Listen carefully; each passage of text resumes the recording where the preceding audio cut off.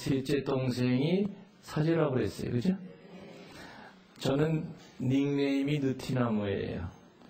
제 셋째 동생은 닉네임이 소나무예요. 소나무. 그 셋째 동생이 아까 내가 얘기했잖아요. 얻어 터지려고 하면 너 우리 형 이름 뭔지 알아? 그래. 그 셋째 동생은 어릴 때부터 제 발걸음 흉내까지 똑같이 냈어요.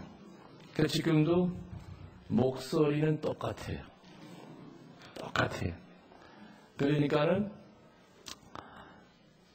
어떤 때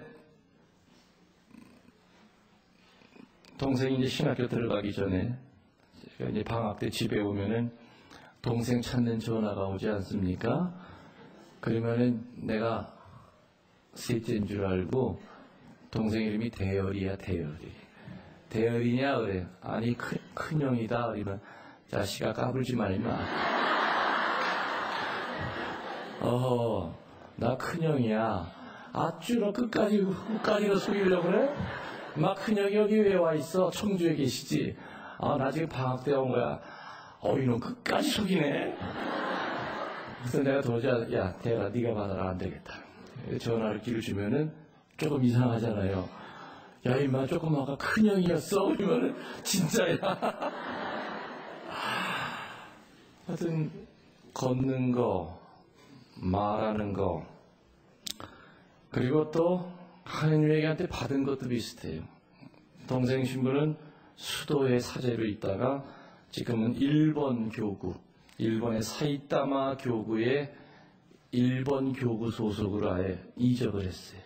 그래서 지금 일본 사람들을 사목하고 있죠. 근데 일본 사람들이 그 본당에 한 3,000명 되고, 그리고 이제 일본에도 보면은 뭐 필리핀 사람, 베트남 사람 뭐 많잖아요. 그러니까 그 본당 신자가 12,000명이에요. 근데 3,000명이 일본 사람, 나머지는 11개 종족, 그리고 한국 사람은 30명. 그러니까 주로 일본 사람들 서목을 해요. 그러니까 거기 저도 몇 번 가서 이제 피정을 시켰는데 저는 일본말을 못해요. 그렇기 때문에 동생이 이제 통역을 하는데 가보니까 동생은 일본말을 워낙 잘해요. 거기 본토 사람보다 더 잘해요. 그러니까 주보도 보면은 일본말 주보, 영어 주보를 동시에 내야 돼요. 그리고 강론도 일본말로 강론하고 바로 이어서 영어로 또 똑같은 걸 또 해줘야 돼요. 왜냐면 필리핀 사람들도 앉아 있으니까. 그러니까 이 다민족, 다문화권 그 좀 특수한 사목을 하고 있죠. 그리고 동생도 나랑 비슷한 그런 이 하느님에게 어떤 카리스마를 받은 것 같은 생각이 드는 게 동생도 수도의 사제로 있을 때부터 벌써 그때부터도 피정 지도를 하러 다녔거든요. 지금은 일본 사람들을 피정 지도해요. 그런데 동생의 세례명이 프란치스코 사베리오예요. 600년 전에 프란치스코 사베리오 성인이 일본을 전교했죠.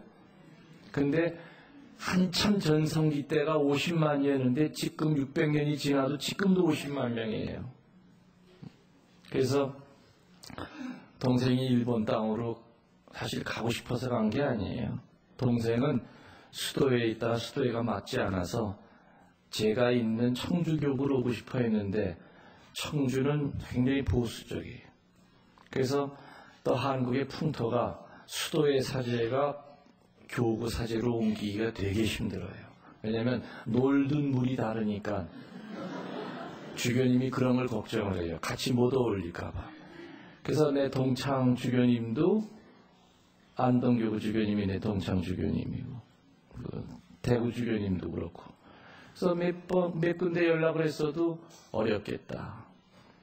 그래서 나중에는 성소까지 포기해야 되느냐, 수도회로 들어가긴 죽어도 싫다 그리고 맞질 않는 거예요. 그래서 그런 상황까지 이르렀는데 참 하느님 역사가 일본으로 끌고 가는 거 보니까 기가 막힙니다. 동생이 예전에 수도회 신부로 있을 때 오사카에서 그 수도회에서 운영하는 본당 신부로 있었어요. 근데 그 수도회 그 본당 옆에 일본 본당이 있었는데 그때 그 일본 신부랑 되게 친하게 지냈대요. 근데 그 일본 신부가 주교가 된 거예요. 사이타마 주교가 됐어요. 동경에서 1시간 위쪽으로 올라간. 그래서 이제 그 주교님이 이제 그 내 동생이 생각이 나서 동생을 찾았더니 지금 수도에는 일단 안식년을 받아가지고 쉬면서 교구를 찾고 있는데 한국에서는 교구 들어가기가 어려워서 굉장히 난감한 입장이다. 그 얘기를 전해 듣고 그 일본 주교가 그때 동생은 안식년을 받아가지고 뭐 하고 있었느냐? 그때 아버지가 병 중이었어요. 그래서 아버지 대소변을 받아내고 있었어. 집에서, 인천 집에서. 그 일본 주교가 참 대단한 양반이에요. 동생을 설득시키러 인천까지 찾아온 거예요. 그런데도 동생은 들은 척도 안 했어요. 왜냐? 형, 나 일본 사람들이랑 같이 못 살아. 왜? 형 내 성격 알잖아. 내가 얼마나 정이 많은 사람인데. 일본은 신부들끼리 같이 밥 먹으러 들어가서 주교는 주교가 자기 거 내고 나오고 터치페이하는 그런 문화인데 형 내 성격에 그게 맞겠느냐 이거예요. 나 절대 같이 못 살아. 놀랍게도 주교가 2번을 왔어요. 같이 살자고. 그래서 나중에는 안식년 날짜는 이제 다 지나가고 그러니까 그러면서 이제 아버지 장례를 치렀어요. 그러니까 아버지가 돌아가시면서까지도 눈을 못 감으셨던 게 뭐냐? 그 막내가 안정된 모습을 못 보고 돌아가신 거예요. 네? 네, 그걸 못 보시고. 그래서 제가 그랬죠. 너 가서 6개월만 살아봐라. 그래도 도저히 적응이 안 되면 그때 옷 벗으면은 환숙해라. 그럼 아무도 돌아 안 던진다. 내가 막아줄 거다. 아버지가 너 때문에 눈을 못 감고 돌아가셨는데 너 살아보지도 않고 왜 못 간다고 그래? 세상에 그런 주교님이 어딨냐? 저런 주교 밑에만 나도 갈 수 있겠어. 일단 가봐. 가 살아봐. 그래서 비행기 표를 실어가지고 그냥 보냈어요. 저 사이타마로. 저는 일본에서 전화만 오면 가슴이 덜커덕. 형, 나 때려치고 들어갈래. 이 소리 들릴까봐. 근데 한 5개월, 6개월 지났는데 전화가 왔는데, 형, 신부생활 할만해. 그러면서,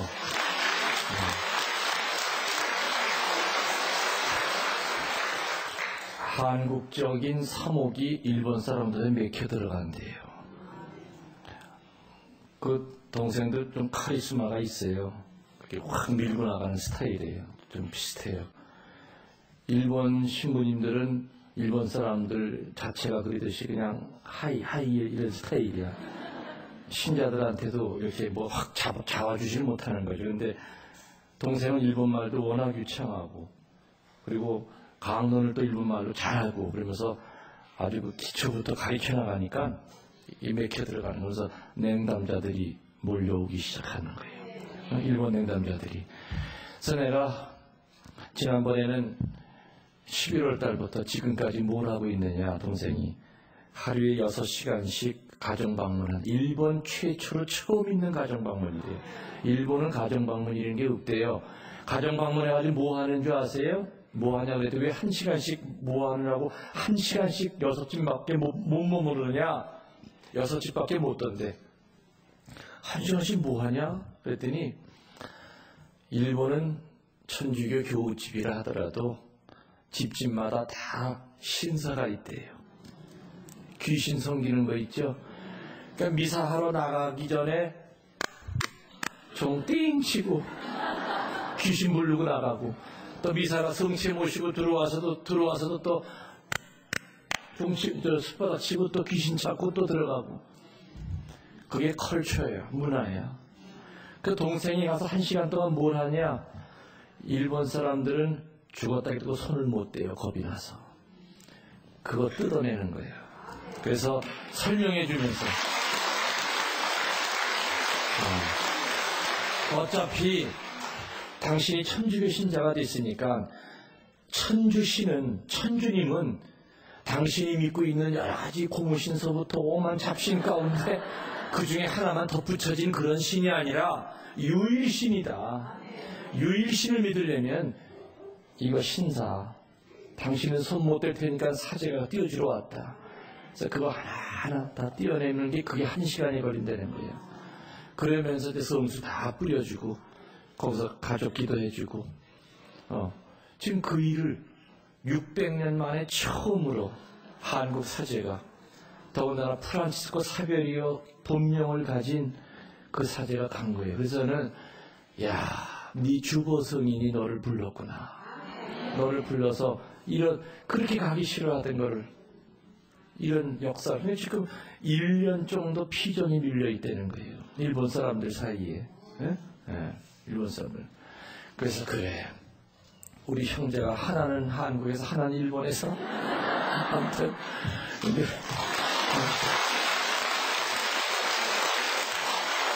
참 이게 어떻게 보면 영적인 운명인 것 같은데요. 저는 태생이 인천이에요. 동생도 당연히 인천인데 희한해요. 둘이 다 인천에서 사목을 못해. 그죠?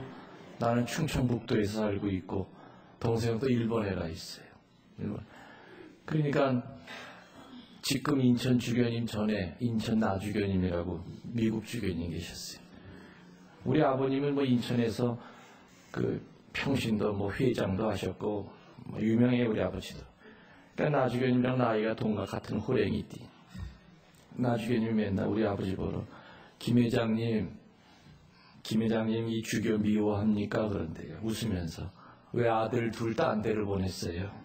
큰아들 그리고 셋째 아들 왜 인천에서 하나도 왜 신부 안 되고 왜 다 딴 데서 신부 되게 만들었어요?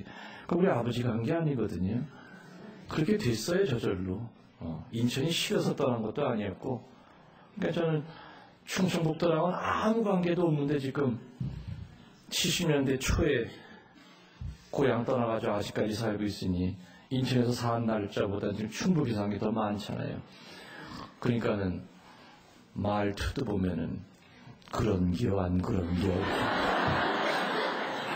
우리 서나무 신부에서 박수 한번 쳐주세요.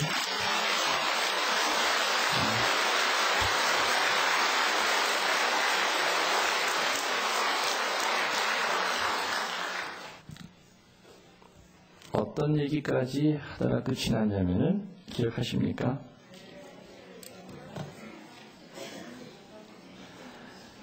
성체 얘기하다가 빵을 떼어 주실 때 비로소 눈이 열려서 예수님을 알아봤다.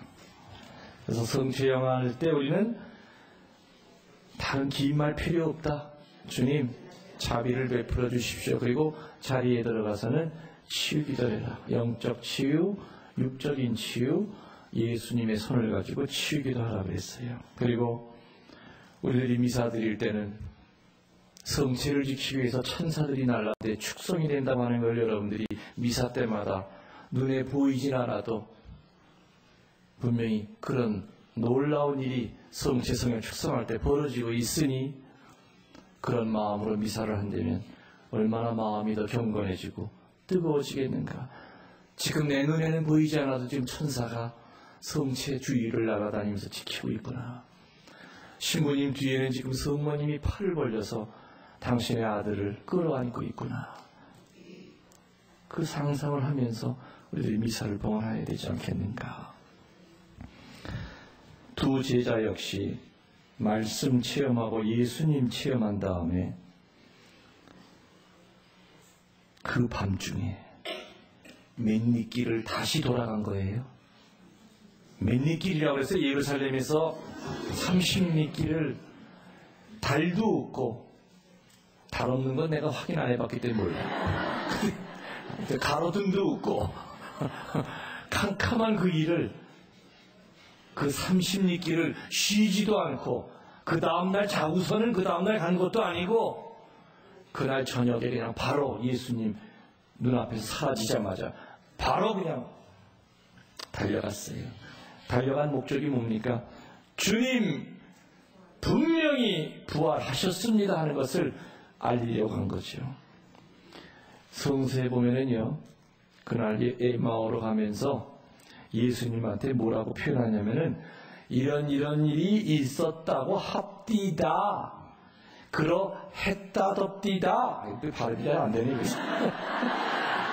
했다더라 하면서 남의 말을 옮기는 식으로 얘기를 해요. 다시 말하면은 엠마오의 그 두 제자도 눈으로 주님 부활한 거 그전에는 본 적 없었죠. 2000년이 지난 우리도 주님 눈으로 본 적 없고 성서 말씀을 읽고 믿을 뿐이에요. 다시 말하면 성령이 내 안에 살지 않으면은 예수님 부활했다고 합디다 하고 똑같은 어조로 전할 뿐이지요. 두 제자도 그런 말투였어요. 뭐뭐 했다고 합디다. 그런데요, 어느 여자가 동굴에 가봤더니 시체가 없어졌다고 합디다. 없어졌습니다가 아니라 주님 부활해서 없어졌습니다 하고 얘기를 해야 되는데 그렇다고 합디다. 남 얘기처럼 전했던 그들이 이제는 자신있게 확신에 차서 단숨에 30리길을 숨도 안 쉬고 다시 예루살렘으로 쫓아간 겁니다. 성체를 통해서 예수님을 체험하지 않으면 우리는 죽을 때까지 뭐뭐 했다더라에서 절대로 못 벗어납니다. 주님 부활했습니다가 아니라 주님 부활했다더라. 이거는 말장난이 아니라 천지 차이, 큰 차이가 있어요. 부활신앙을 이론으로 알고 있느냐, 부활신앙을 사느냐, 그 차이겠죠. 예루살렘에 갔더니 다른 제자들이 시몬이 예수님을, 부활한 예수님을 봤다고 거기서도 난리가 난 거야. 그러니까 똑같이 예수님이 똑같은 시간에, 그죠? 하루 종일 엠마오로 가는 제자들과 같이 가기도 했고 또 한쪽에는 시몬한테 또 나타난 거예요. 부활한 예수님만이 할 수 있는 기적이었죠. 한날에 두 분이 같이 나타나신 거예요. 예루살렘 엠마오에서도 나타나셨고 시몬에게 나타나고. 그러니까 엠마오로 그 제자가 30리길을 돌아서 와보니까 세상에 여기서도 막 시몬 예수님 봤다고 막 난리를 치고 있는 거야. 우리도 지금 엠마오에서 보고 30리길을 같이 갔다 왔어. 다시 말하면은 부활 체험을 공유하게 됩니다. 이래서 이 부활 체험 때문에 교회가 탄생하게 됩니다. 뭐가 탄생했다고요? 그렇죠.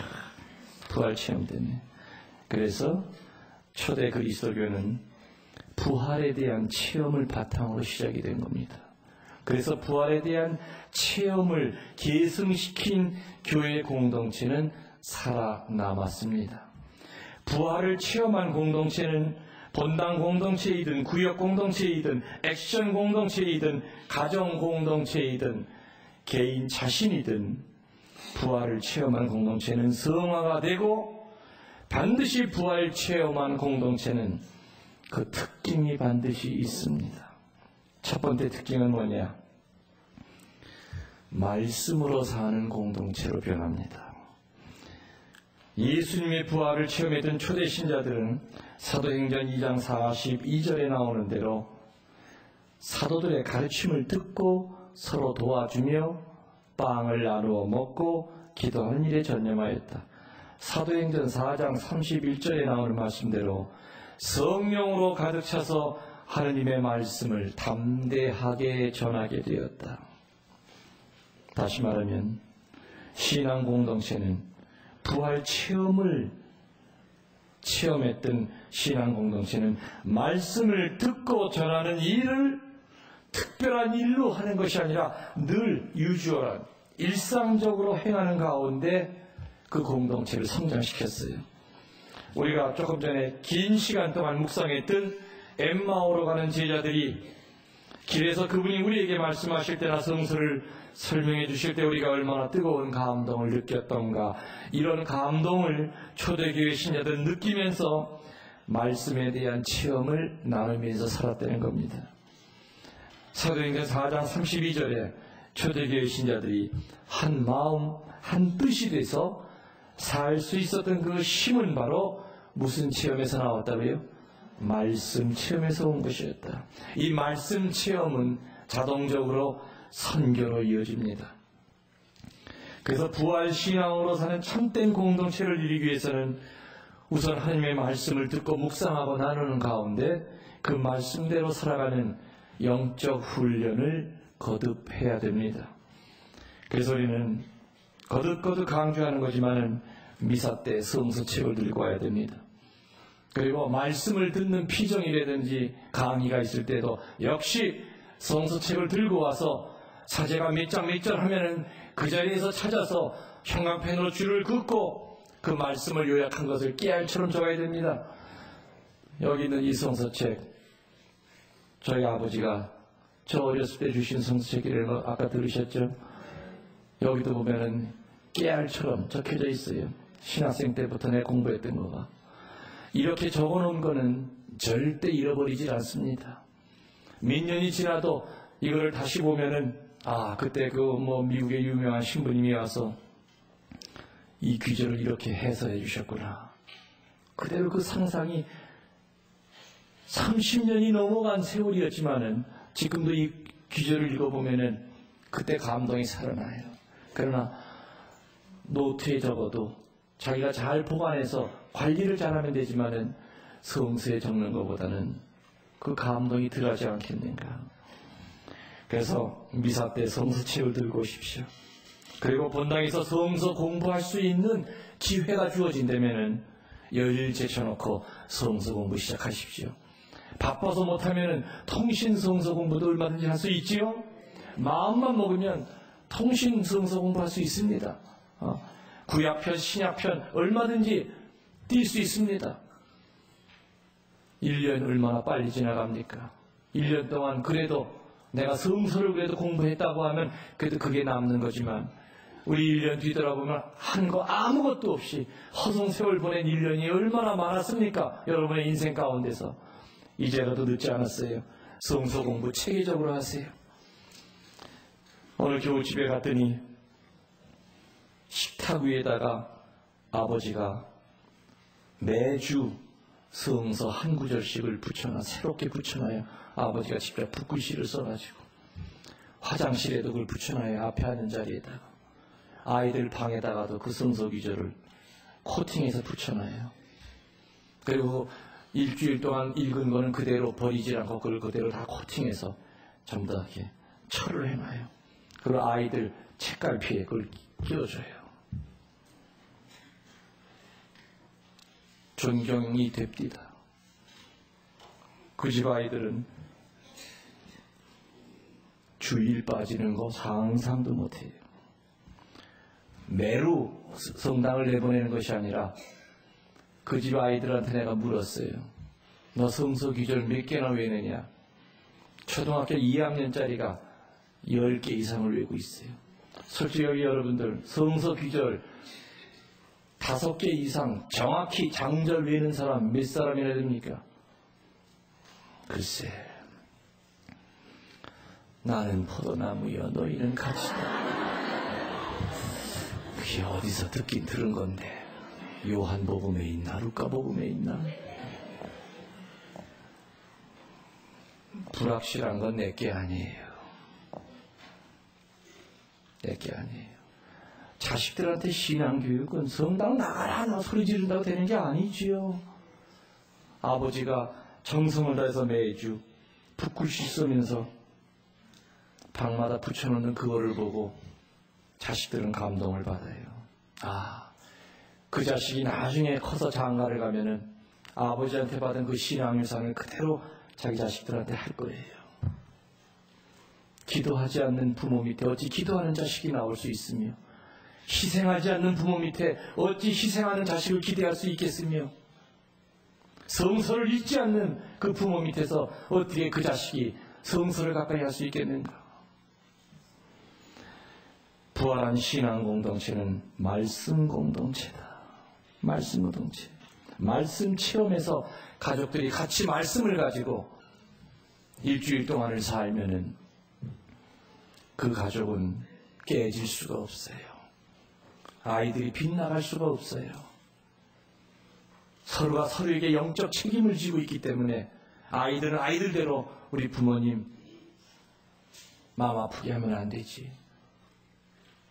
부부는 부부대로 그래 우리 좋은 본을 보여야지 아이들한테. 그래요. 이번 주 말씀이 이거였지. 기가 막히네.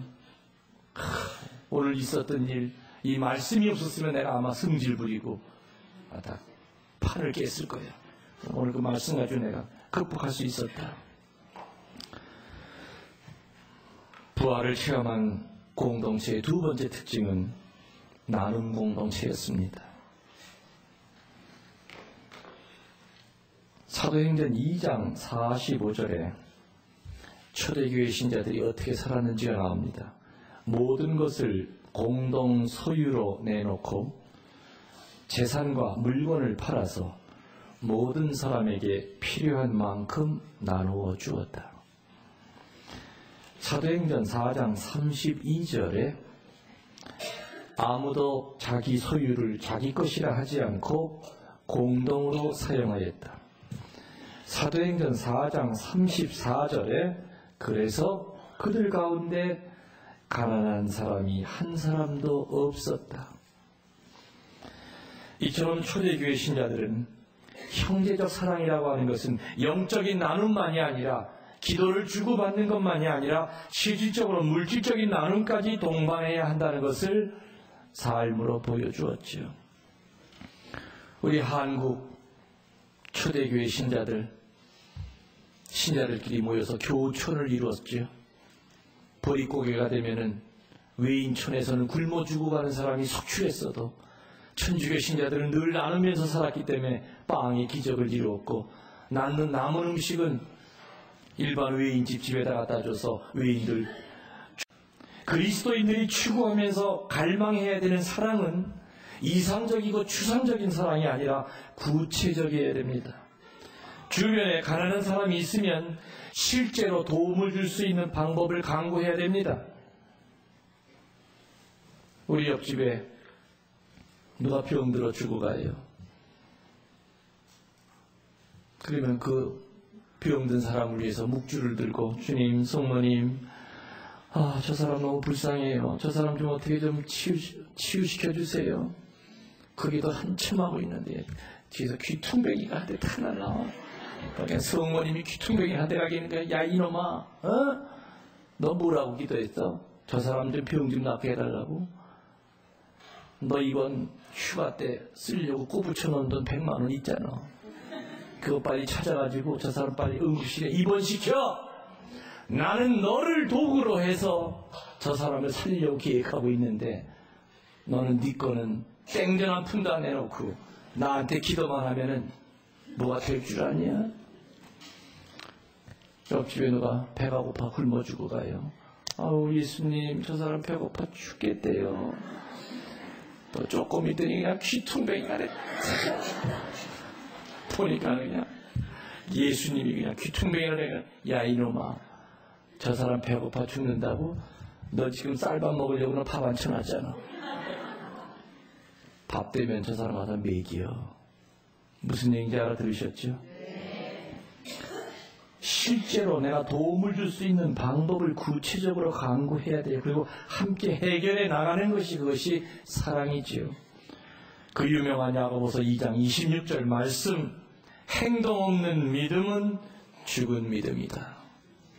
물질적인 나눔이 없는 사랑은 그리스도교적인 사랑이 아니라는 것을 보여주고 있지. 부활신앙으로 사는 참된 공동체를 이루기 위해서는 우리도 저 초대교회 신자들처럼 우리도 모든 것을 함께 나누면서 하는 구체적인 공동체가 되어야 됩니다. 여러분들 이론적인 공산주의는 너무너무 아름다운 주의입니다. 같이 나누겠다 그 뜻이지요. 거기에 이제 계급투쟁이라는 것이 기어들어가고 유물사관이 기어들어가서 내놓을 걸 안 내놔. 그러니까 억지로 무력을 써서라도 가진 놈 걸 뺏어서 공평하게 나눠주겠다는 것이 이게 공산주의예요. 공산주의의 원래 이론은 우리 초대교회 신자들의 이론이에요. 가난한 사람 없이 나누면서 살았다. 근데 이 공산주의라는 괴물이 왜 생겨난 거냐? 우리 그리스도교 신자들이 2000년 동안 그거를 행하지 못했기 때문에 힘으로라도 억지로 뺏어서 공평하게 분배하겠다 이겁니다. 다시 말하면 공산주의가 생긴 책임의 절대적인 첫 번째 원인은 우리 크리스천들한테 있어요. 우리 크리스천 서로 나누고 살았다면, 사도행전에 나왔던 대로 초대교회의 모습대로 살았다 그런다면 공산주의라고 하는 괴물이 나타날 수가 없었죠. 신자들이 그렇게 살기를 기다리다 안 되니까 억지로 무력으로라도 뺏어서 공평하게 배분하겠다 그 뜻이었습니다. 자기에게 남는 것을 주면 60점입니다. 근데 자기에게 꼭 필요한 것을 주면 100점입니다. 이해가 가십니까? 나에게 남아 돌아가는 것을 주면은 그래도 안 주는 것보다 나아요. 60점은 줘요. 그러나 이게 나한테도 꼭 필요해. 이게 나한테 꼭 있어야 되는데 저 사람한테도 필요해. 이거 내 거를 포기하고 쓰세요 하는 것이 몇 점? 100점.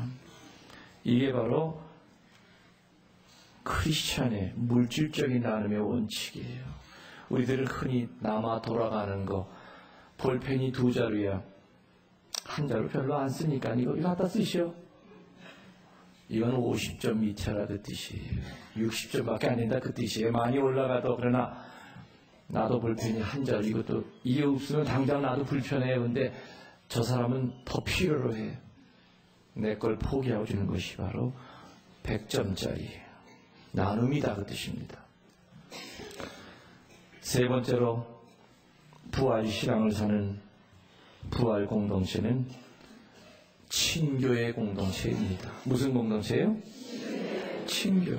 모이는 공동체, 프리아민.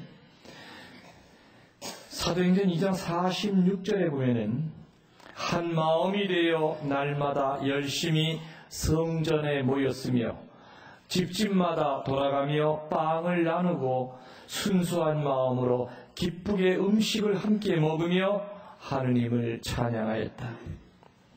한 마음이 돼서 날마다 성전에 모였고 집집마다 돌아가며 빵을 나누고 순수한 마음으로 기쁘게 음식을 함께 먹으며 하느님을 찬양하였다. 사도행전 2장 46절에 친교의 공동체가 어떤지를 정확하게 명확하게 제시해주고 있습니다. 예배의 공공장소였던 성전에서 교회를 이루었습니다. 생활 현장인 집집마다 돌아가며 모임을 가지고 그 집에서 작은 교회를 또 이뤘습니다.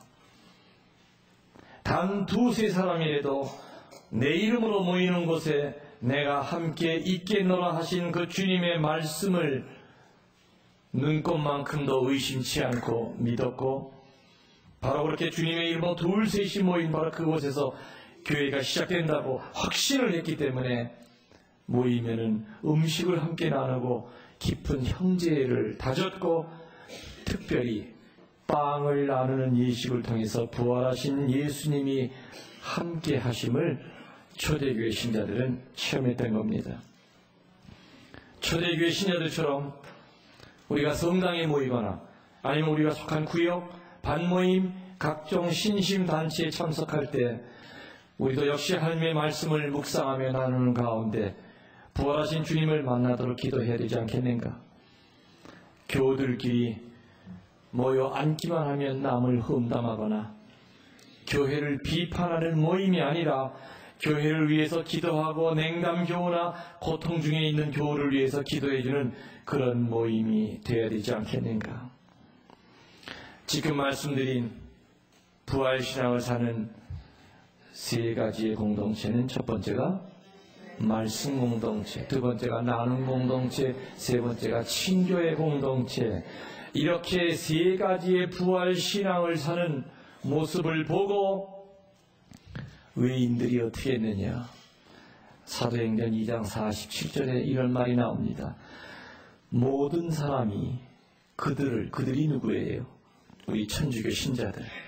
모든 사람이 그들을 우러러 보게 되었으며 주님께서는 구원받을 사람을 날마다 늘려주셔서 신도들의 모임이 커갔다.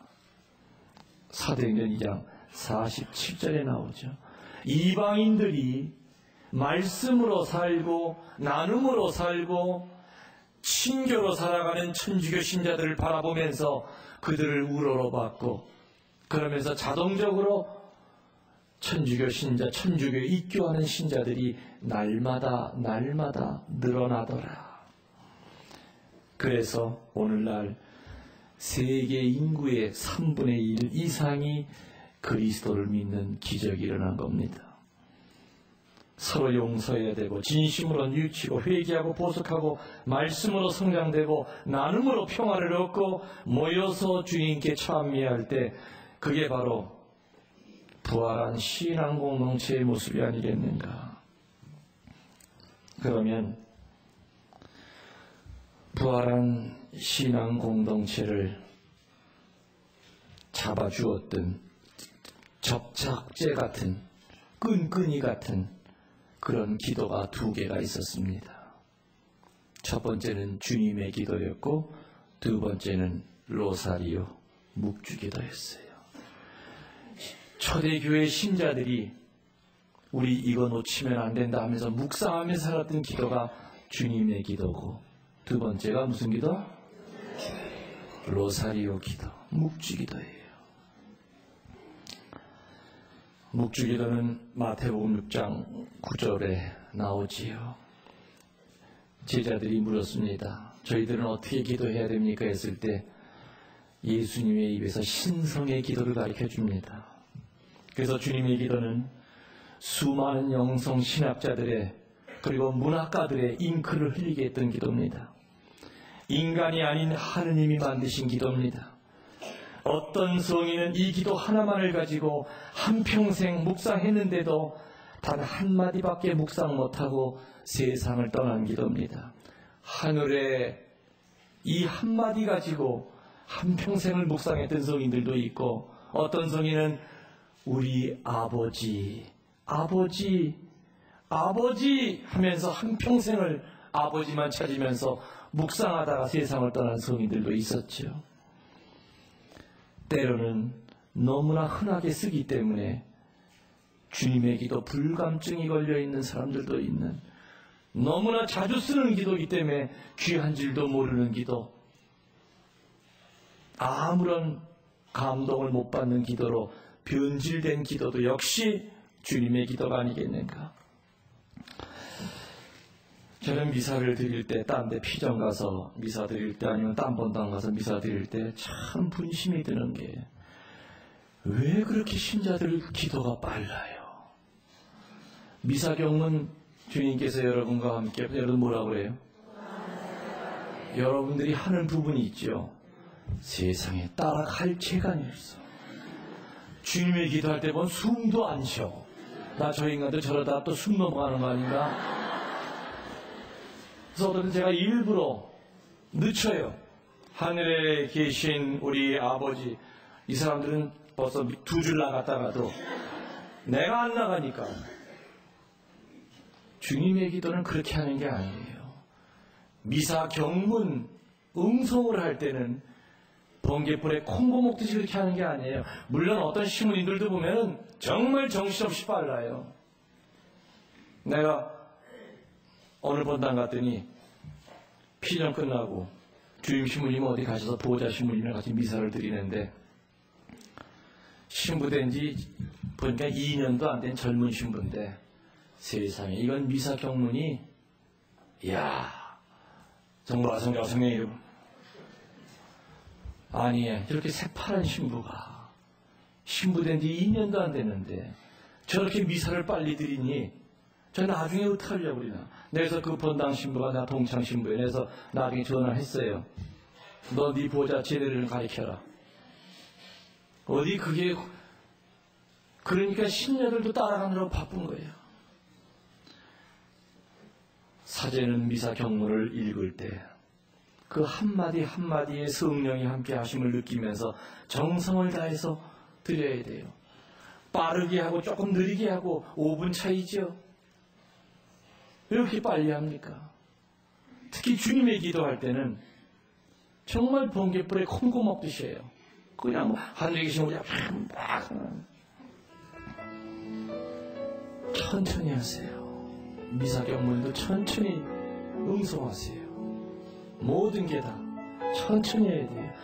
정성이 들어가야 되고 한마디 한마디 순간순간 묵상을 해야 되는데 그렇지 못하죠.